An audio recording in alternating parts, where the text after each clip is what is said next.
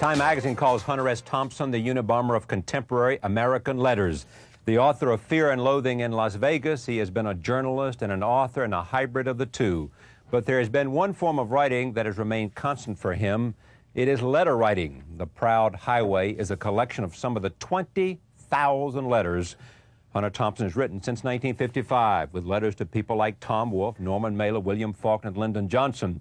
This collection chronicles up to the year 1967 and the publication of his first book, Hell's Angels. I am pleased, at long last, to have Hunter Thompson on this program. Welcome. Great to have you here. Nice to be here.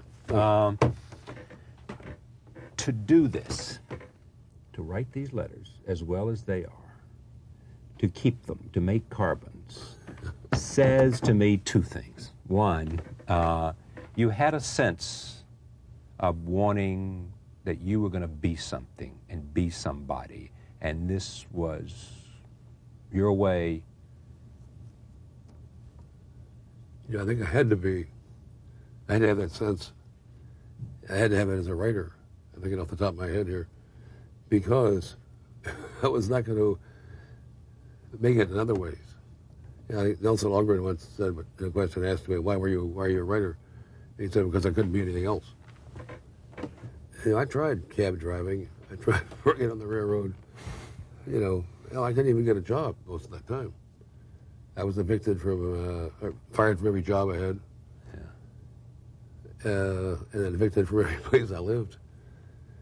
So eventually, I guess in '72, I moved to Colorado. I finally had to buy the place because I couldn't move anymore. Yeah. It was just too much. It was like a piss ad. And, yeah, I began to kind of call in the letters. My mother had some. Bill Kennedy had some. He does the foreword to this book. Yeah, yeah. We'll talk about his wine drinking later on. All right, we'll get to that. Yeah. But you had the copies, and you kept them, in that trunk. Trunks, yeah, exactly. Yeah. Trunks. Oh, boy. Why did you keep them?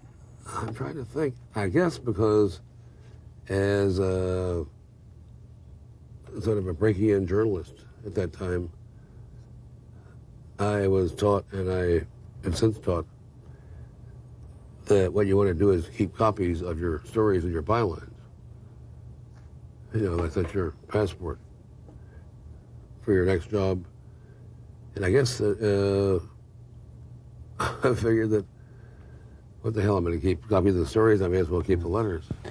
We can know more about about Hunter Thompson from these letters than anything that he has written outside of letters or anything he's done in his life. Yeah, you try having every page of your life. For every one letter in here, there are 12 or 15 cut out. But I had to listen to these things for a year with the editor, Doug Brinkley, and my son and his wife parading these things in front of me. So I'd say, well, how about this one, Hunter? Calm down. You know. And then who is this? Who is that? So I had to rank my memories. And yeah, it was like, this is your life in spades. As you went back and reviewed them. Had to, you know. And the correspondence. Yeah, these were real. I've never even looked at these things until they came out of the basement, like some kind of a genie, you know, that was down there. Writing was the only thing that you knew you could do that satisfied you. Well, that I could get paid for it. They didn't pay for the other stuff. Yeah, and then when I learned about newspaper work, I learned that to work for a morning paper, you can work late at night. You know, you can go to work at 2 o'clock and, you know, get off at midnight or so. Once you learn that, I can't imagine going back. Yeah, I did an afternoon paper after I got out of the Air Force. Jesus Christ, I didn't know the difference. I suddenly had to go to work at 7 in the morning, and I didn't last long at that. Yeah. Did you create a persona that you thought would serve you? Serve me? That was you.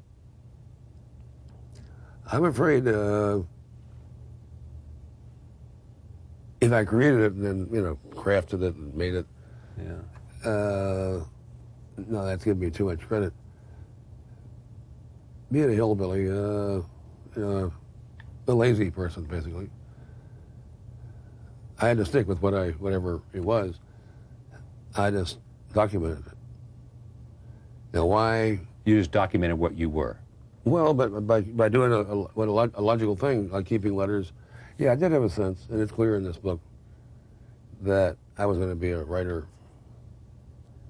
And if the reason was, well, I can't do anything else, well, so be it. You know, you try going and getting a job now as a stockbroker, going through personnel agencies, you know, selling used cars. But before I did the Hells Angels book, I found myself lining up at 4:30 in the morning in San Francisco, down on Howard Street, with winos, you know, literally, to be selected. I mean, I was lining up for the selection process to be picked out as those worthy to be allowed to deliver Safeway, you know, handbills all around the neighborhood, every household. You were lined up to be considered and worthy I was to do rejected. I was rejected. that. Why? You didn't measure up. Politically, right, I didn't measure up, And I thought, what the hell? People, you know, being hauled forward, helped forward into the truck, and then luckily, Yes. yeah, I knew that that wasn't going to work. I couldn't get a job as a cab driver because I hadn't been there long enough as a registered voter. Yeah. Oh, I tried every conceivable thing. The newspapers wouldn't hire me. What writer has taught you the most? Who have you learned the most from? Well, taught me the most. I think maybe the most important lesson I was trying to learn early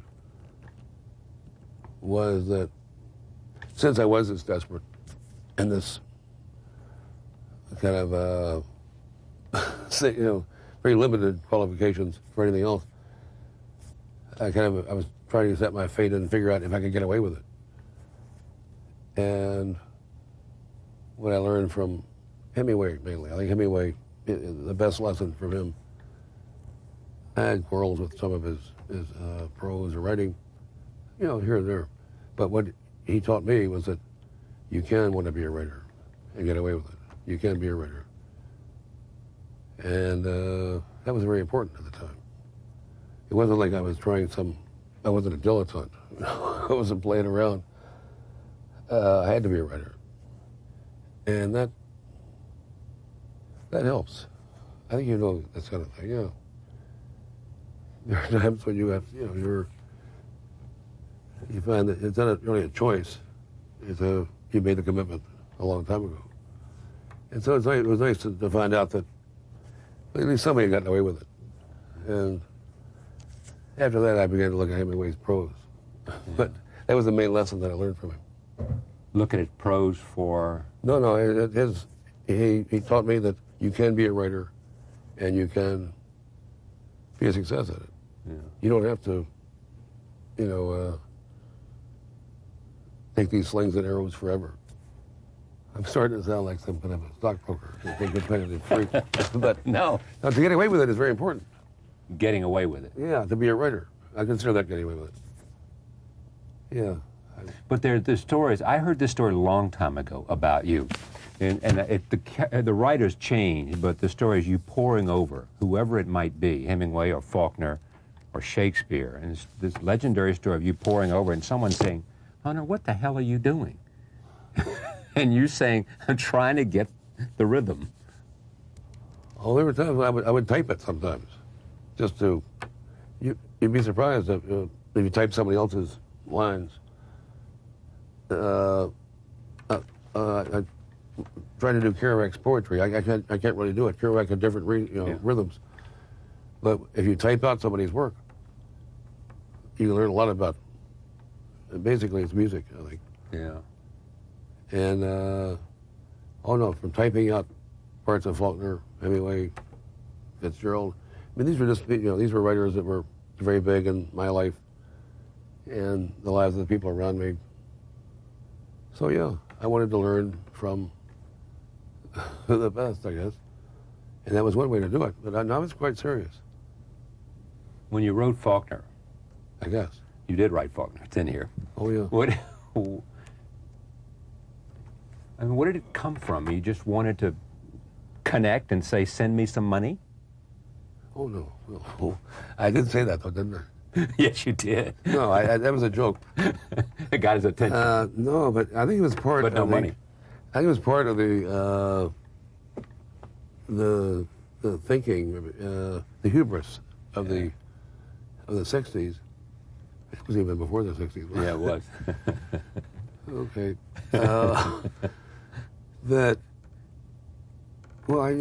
I'd connected previously with, I would call James Reston, like 3 in the morning. At his cabin in Virginia. Yeah. And the Times, when I talked to the Times, they'd give me his number and ask him why the Soviet Army chorus wasn't being let into the country, being allowed in. I was outraged at that. Yes. And once you learn you can do that. And It's licensed. It's licensed to go fishing. But I'm finding out, yes. But I'm finding out the other side of it now. Yeah. Yeah. Oh, so you get in the I call have to change my phone number every 3 days. But because of this book, or because no. they want to talk to you? Well, they is a complicated mix of fans. But I think the 60s were a time when, like when I applied for a job Yeah. as the governor of American Samoa. Oh, this was a letter to Lyndon Johnson. Yeah. Well, why not? Exactly what, but it was not a prank, as someone as he tested. No. I really believed that I was the best person. Not, Well, you could probably make an argument. I did. I know. And I thought I was still in the running Until. when I got pissed off about his Vietnam policy enough Yeah. to write him and say, take my name off the list. Just love it. And if that was hubris, well, but I think in the 60s... Well, what was it? If it wasn't, what was it? I mean, it's it was a, hubris or something else. or a psychotic episode where you believe that the authorities are really on your side. Yeah. Norman Mailer said it one time very well, that with Kennedy, John Kennedy, you had a belief that if you could get over the White House fence, over the spikes and that, and run crazily across the yard, dodging the Secret Service people, that if you made it to the White House, that Kennedy would say, come on in, you were safe there. In other words, if they didn't get you before Yeah. you got to the door, you were home free. The guy on top was really going to be on your side. Exactly. If you could run through that Yeah. course. Well, I was just trying in these letters in this book, that was my way of running through it. I believed that Lyndon Johnson would get these letters. Well, Larry O'Brien answered them. Yes, exactly. Oh, no. The Postmaster General. Yeah. At that time, I think he was a special assistant, too. Right. Special assistant Jack Kennedy and stayed on, and then Lyndon Johnson made him Postmaster General. Yeah. And commissioner of the NBA. Right. No, O'Brien had a great sense of humor. But when he wrote back, I thought he was serious. I went out and tried to charge up some white linen suit. Now, do you have any sense? This sounds like I'm your priest, but here goes. It's a nice role for you. I'm sure you're quite at home with it. Well, I don't know, but I try. Go ahead. I can't do it. No, I can't either, but I'll try. There's all that talent there. Has it been used well or squandered? You mean, could I have been even higher and brighter? I could have been... not higher and brighter, just, read these letters, and there is huge talent. I would have to say that, yeah. It is. It's like, you can identify it. Res ipsa loquitur. Res ipsa loquitur. Yeah. And I probably still misspell it. You can imagine how many corrections I've had. From the Harvard Department of Languages. Yeah. All in there people But stay say, with me on the idea. Oh, okay. All right. At the final day of reckoning, he says, or she says, Hunter, have you done everything and the best with what I gave you? Have you? Did I hide my candle under a bushel? Yes. Probably. He says, or she says, I gave you this talent. Did you throw it away? And what's your best evidence No. that you used it well? Well, what the hell am I supposed to? I'm on trial? Yeah, no, I got done pretty you're well. trying to get in. I got the keys. No, you don't. No, and the voice is not going to have it either. I know who has the keys. Who has the keys?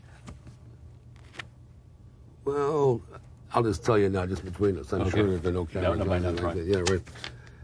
That I am a roadman. A what? A roadman A roadman. for the Lords of Karma, Yeah, for the Great Hall. yeah. I know what happens to you, me, and everyone else when they supposedly die. It's just passage around the Great Loop, Yeah. and they come eventually to be judged, or just, assessed. All right. They go before the Lords of Karma, and their lives, the decision's already been made. Yeah. And as a roadman, I'm a cog in the wheel. I know that I have to come back around way too often, frankly. And other people come back around in the form that they deserve. Now you can come back as a three-legged dog in Bangladesh in a hurricane if that was the judgment of the Great Hall. But it's based entirely on how what you do now. And in the Oriental Buddhist scheme of things, karma takes a long time. You're like your son's you come back around and have to be the slave of your son. But now, karma is sped up. So I believe you got your karma now. I don't have to believe. I'm a roadman.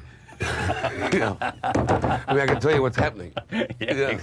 Now, you said in this that two things that you wonder about. One, did all the people do the same thing? Did they keep their letters? Did they have their letters? Did they write these letters? Right? That's one of the things you're worried about. And the other thing you're concerned about is where are all those who helped you? Well, I just remember that I basically responded to a level of correspondence. And the letters I got were as good and sometimes better than the ones I sent back out. I guess it was a challenge. It didn't seem like it at the time. That was the way we were accustomed to communicating with each other. Now, I don't know if we came out of some strange cocoon in Louisville. The Our birthplace. Yours too? No, I'm in North Carolina. Oh, I thought so. Yeah.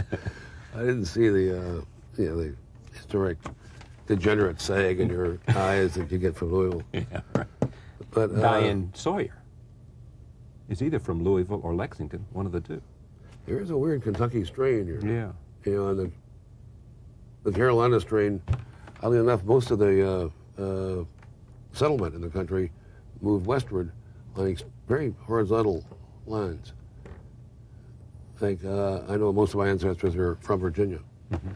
And Virginia moved to Kentucky. And then further Yeah. west. And then you get the Carolinas, go very specifically through Tennessee, then into Arkansas. Go over the Grand Smokies.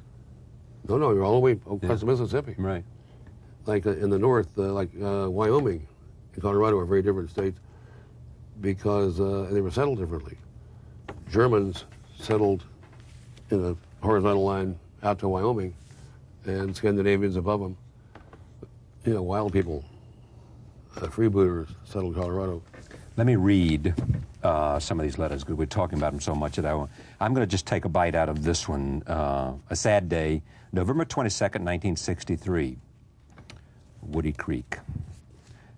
I am tired enough to sleep here in this chair, but I have to be in town at 8:30 when Western Union opens, so what the hell? Besides, I'm afraid to sleep for fear of what I might learn when I wake up.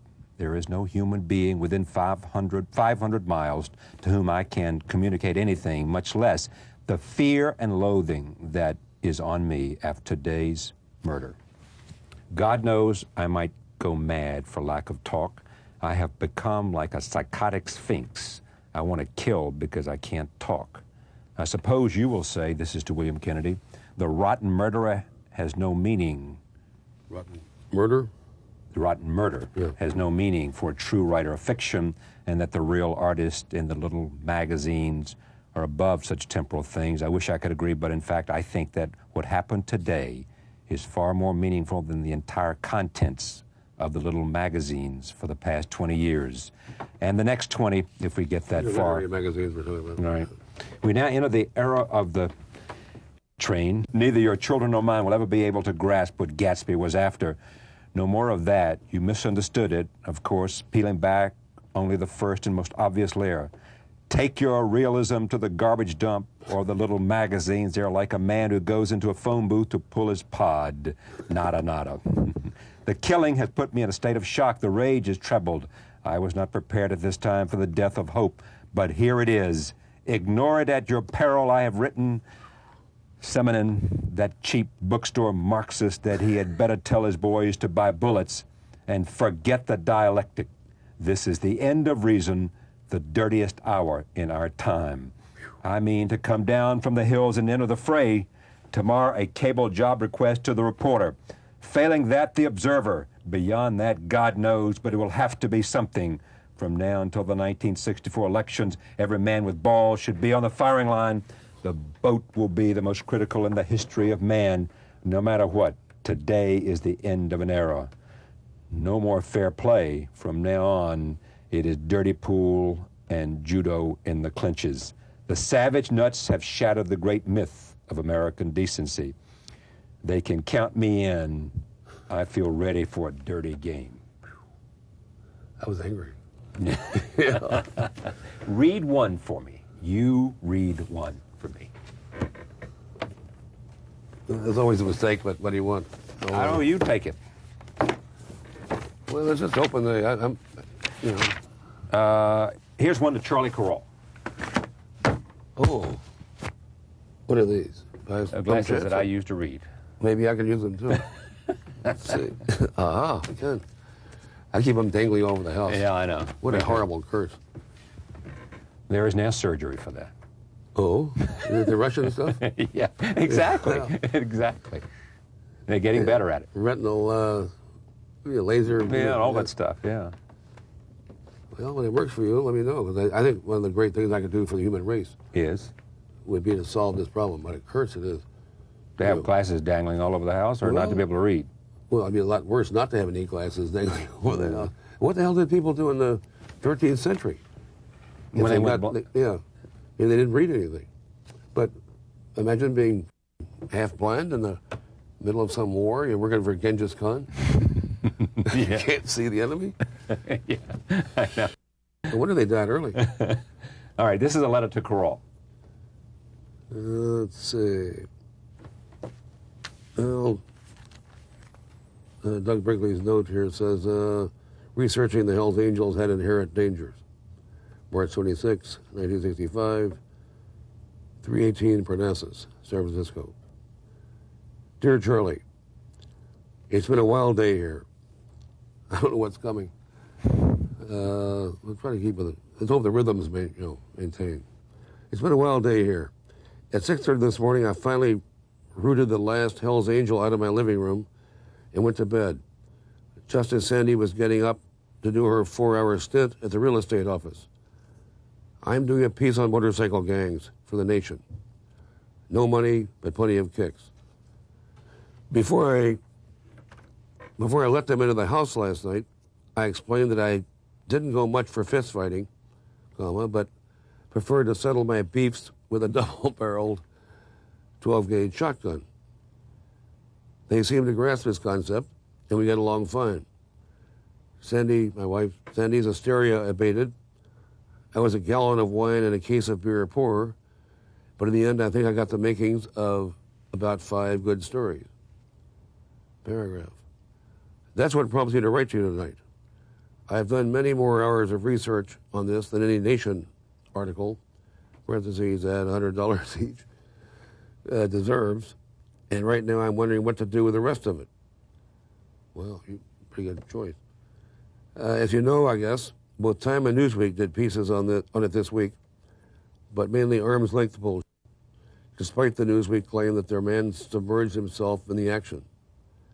About half those quotes came out of Chronicle, SF Chronicle Clips, a very funny and colorful series done by my old friend George Draper and my new friend Bernie Jarvis. There's a little asterisk here, and it says Draper and Jarvis both worked for the Chronicle. Jarvis, who appears as Pritam Bobo in Hell's Angels, introduced Thompson to the biker gang. All right, now here's my question. Do you, in going back over these and reading them for this book... That's the first time I read that. The first time you ever read that? First time I read that in 20 years, yeah. Yeah. I mean, what did it tell you when you reread these? What did you...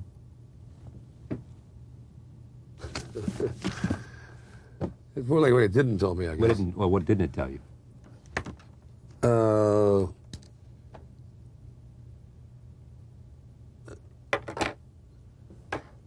This sounds like more than familiar hubris, but I actually lived in fear, and this is for a year, and I couldn't say anything. It was understood that whatever they brought out of the files was the files, and I kept thinking, why didn't eat acid or LSD for a long time? People told me that I was far too violent, to ever go near acid. And I kind of filed it. I didn't go near acid for a while, but finally I did, and I was not that violent, oddly enough. It was a nice feeling, but I kept waiting for, all your letters every day for 10 or more years. I kept, nobody would volunteer for that, I don't think. Only a madman or somebody who had some kind of a troll into the records. So I figured I got off easy. I didn't find out that I was really a monster. Yeah. That I betrayed my friends of the youth and walked on their heads and was a liar. Yeah, I think my main crime that I wasn't making enough money. So I look at it as a justice, like the right wheel comes around. And I'm just getting paid for my work during that period. During this period, I was not paid for my work. And no wonder. I was writing 10 pages a day and sending 9 of them to people all over the world. Kennedy justifying fiction, and I'm not sure what I was thinking. I mean, everybody. Oh, yeah. Sometimes I'd write 3 and 4 a day. Huge ones, too. And almost similar. Today you'd put it on a computer and change the name. Exactly. That's exactly what you do. How do you write today? Computer? No, I still work on the, it's a new IBM Selectric. Yeah. I didn't even know they had IBM Selectrics now. Oh, you ought to order one. Have it set up, rent one for 2 weeks. It is like a computer. Yeah. No more of those wheels and that. It's, I'm not selling them. But no, I use a computer a lot. And, all right, now let me come on. I have some other things I want to talk about. One is the mainstream press in America today, your indictment is? Indictment? Indictment. All right, those swine. I think they've, and I don't blame them necessarily, but accepted the truly heinous morass of the Clinton administration. This makes Harding look like some kind of avenging angel. I think the press has accepted it as sort of normal, but I think people have. And I guess to some extent I have, because I'm out there on the ramparts. Demanding better. Or death for the the lying dog. That's where the fun was. We need a cultural revolution in America. I wasn't asking for a handout. I just wanted people to, heads chopped off. And there was great satisfaction in that. And despite the curses and disses of whoever wants to judge the '60s now. Well, you say you have more I mean, you judge Nixon higher than Clinton. I mean, your contempt for Clinton is so strong. We got rid of two presidents. Johnson and Nixon. Yeah. And I guess beat Goldwater, elected Jack Kennedy. And that was a pretty active period. I mean, you really could feel a part of politics. And yeah, if you didn't really feel it viscerally or in the mind, you could get beaten a few times or gassed. If you're getting the tear gas, yeah, I miss it. Yeah, right. Yeah, I do. I mean, I really, everybody should be gassed on. It's like I'm for the draft. I think everybody should be in the military. I think it civilizes the military. That's why we got out of the Vietnam War. We'd still be fighting it if it hadn't been for the draft and the people who got drafted. No, Christ. We may be at a war now, we might not know it. There may be 2 or 3 going on. Uh-oh, we're wondering, yes, you swine. No. But there's a difference between a military that's recruited from the unemployable, from the ranks of those, and one that's recruited from campuses all over the country for a limited, the boys from the campus didn't want to go. Well, a lot of them went anyway. Yeah. And I believe that civilized the military to the point that we were able to get out of Vietnam, finally. So in terms of this president, the mainstream press is not... I'm not sure that... I can't say you better get after the Whitewater or... There is no war, really. I mean, if Clinton's that bad, who's the enemy? But it's kind of hard. I don't see that conflict, that which side he won. You voted for him in '92. In '92, yes, I did. I wanted to beat George Bush. I totally voted for him. I endorsed him. I was suckered into it. And I wouldn't have voted for Dole last year. I didn't vote for Clinton either. But... What did you do? I voted for Ralph Nader. Right. I figured it was an honorable vote, but yeah, as we learned in the late '60s, you can't see honorable votes. Yeah. It doesn't. It's nice, but it helps to really change things. A couple of things before we go. Gonzo journalism came when you went to cover the Kentucky Derby and. I think it came as I knew that the whatever description or word term you'd use to call whatever I did was not in the book. So I think I just picked out Gonzo journalism. It came from a letter. This is when you just sent off your notes, was that? Yeah, ripping them out of the binder. Yes. And Stedman's drawings were already in, and I was left. Yes. It's a great story. Yeah, and I finally ended up. That's when I discovered the what is now the fax machine. Yeah. And then it was the what the hell was it? Xerox telecopier. Yeah. A horrible thing that smoked and put off weird gases. Yeah. But you could transmit a page from here to San Francisco in minutes, and then to the printer if you're really desperate. Is there one letter in your collection that you prize the most that you have received?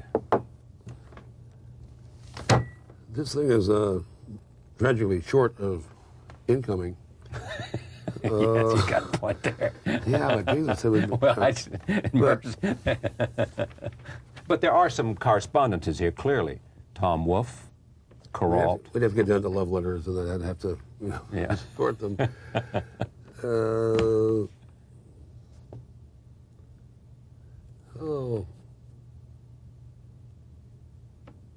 No, I couldn't.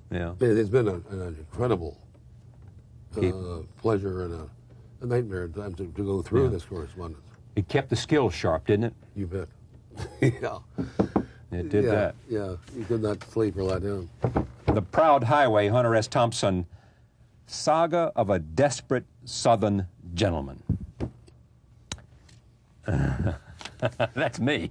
Right. I thought you'd get that. Yeah. Edited by Doug Brinkley, forward by the famous William J. Kennedy. Thank you, Hunter. Hey, thank you. Pleasure. That was fun. My thanks to Hunter Thompson. Up next, Isabella Rossellini.